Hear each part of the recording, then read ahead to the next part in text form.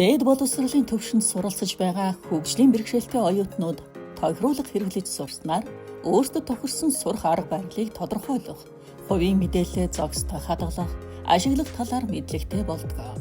Энэ нь зөвхөн хичээлдээ амжилттай оролцохоос гадна сургуулаа төгсөөд ажил хөдөлмөр эрхлэх үед тулгарч болох саад бэрхшээлийг даван туулахад нь суур туршлага болдог.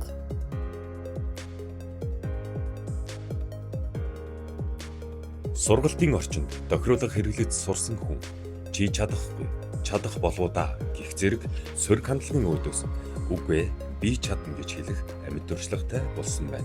Энэ нь сэтгэл зүйн дархлааг бий болгож ажил хайх үед шантрахгүй байх чадамжийг ч мөн нэмэгдүүлдэг. За би өөрөө бол сүүлд хожим хараа алдсан. Өмнө нь одоо харж байхдаа ерөнхий боловсролоо төгссөн, бакалавраа төгссөн. Тэгээд бас нэг 7 жил ажилласан мэргэжлэрээ англи орчуулгын мэргэжлэрээ. За тэгээд гэртээ нам суусан. Нам суусан шалтгаан нь бол 7 жилийн хугацаанд хараага багаар алдсараагаад нэг гэрэл мэдрэгтүүдийн хараатай үлдсэн. Одоо 4 жил гэртээ нам суухдаа ямар ч нөхөн сэргээл, ямар ч хэмжлэгээ, ямар ч мэдээлэлгүй ингээд яг нэг мунхаг харахгүй байдалтай гэртээ суудсан. Ийм байдалтай байжгаад харуулжтай холбоо руу гараад энэ дэлхийд уншигч програм нэг хэрэгэл сурсан цагаан таяга бариад ирээд нийгэмдээ зоригтойгоор гарсан. За тэндээ харуулжтай холбоонд бас хараагүй олон нийтийн төлөө жижиг сажиг төсөл хэрэгжүүлж ажиллаж байгаад 2 жил хагас ажиллаж байгаад Fulbright-ийн тэтгэлэгт өрсөлдөөд ер нь дахиж явж сурья гэдэг зорилготой болсон учраас ингэ тэтгэлэгт өрсөлдөөд тэгээд Америк нэгдсэн улсад сурахаар явсан. За тэнд очиж сурахаас өмнө би ер нь тохируулга гэдэг ойлголтын талаар надад юу ч байгаагүй. Тийм ч ер нь манай Монгол улсын хэмжээнд энэ ажлын байрны тохируулга гэдэг үг хэллэгч ер нь яг орж ирж жигдрээгүй байсан. Дөнгөж ганц нэг хүн л энэ тухай амандаа одоо бид нар тохируулга гэх үү, тохиргоо гэх үү гэдэл ярьдаг байлаа шүү дээ. Үүнийг англиар юу гэх юм бэ гэдгийгээс бид нар мэддэггүй байсан шин бэрхшээлтэй хүмүүс бид нар өөрсдөө. За яг тийм үе ялаа. Тийм үед ингээд 2 жил хагас өглөө орой 7 хоногийн 5 өдөр одоо гадаа цагаагаар ямар вэ хамаагүй харгалзахгүй цагаан таяга бариад явна. Би тэр оффист очиж суух шаардлага надад байсан ч байгаагүй ч гарч яваад ажилладаг.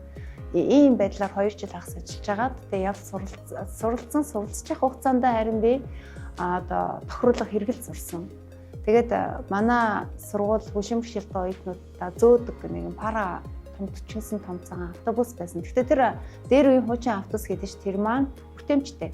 Ингээд цахилгаан шит нь буугаад өгнө тэрэн зэрэгтэй хүнээ ингээд бэхлээд аюулгүй байдлыг хангачна.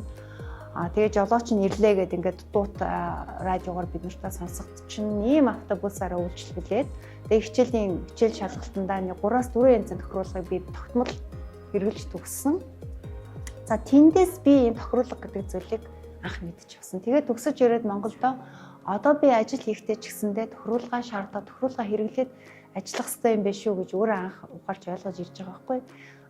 Тэгээд өөрийнхөө туршлагаас хэрвээ манай Монголын сурж байгаа энэ залуучууд маань, оюутнууд маань энэ оюутан байх хугацаанд тохируулга хэрэглээд сурчих юм бол төгсөж гараад тэр хэд маань ажил хайна, ажил олгох гэдэг хүнтэй харилцсан. Өөрийнхөө төлөө нөлөөлөлтөө хийгээд, өөрийгөө танилцуулаад би энэ зүйлийг ингэж хийж чадчихдаг юм аа.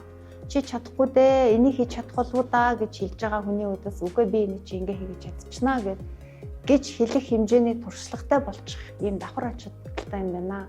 Тийм учраас тохируулгыг бүр оюутнаас нь хэрэглүүлээ сурчих юм бол энэ цаашаа хөдөлмөрийн зах зээл дээр гарахад бэлтгэл туршлага үе болох юм байна гэж харсан. Тэгээд тэр зорилгоо санаандаа тээж явсараад одоо ингэ талхамаар урагшлал ажиллалаа. Ийхүү туршлагатсан хүн хэн нэг мэрэгжилтний туслалцаагүйгээр өөрийгөө ойлгуулах, ажил олгогч нарт нөлөөлөх, ажил олгогчтой итгэлтэй, үр дүнтэй харилцах чадвартай болдог. Үүний үр дүнд хөдөлмөрийн зах зээл дээр бусдын адил нээлттэйгээр өрсөлдөж ажилд орох боломжтой болдог. Ажлаа гүйцэтгэх үед ажилтан болон ажил олгогчийн аль аль нь тодорхойгүй нөхцөлтөд тулгарх асуудал гарах магадлалтай байдаг. Энэ нөхцөлд ажил дадлагжуулагч болон нөхөн сэргэлтийн зөвлөх зэрэг мэргэжилтэн мэрэгшсэн ажилтанд хандаж дэмжлэг авч болдог.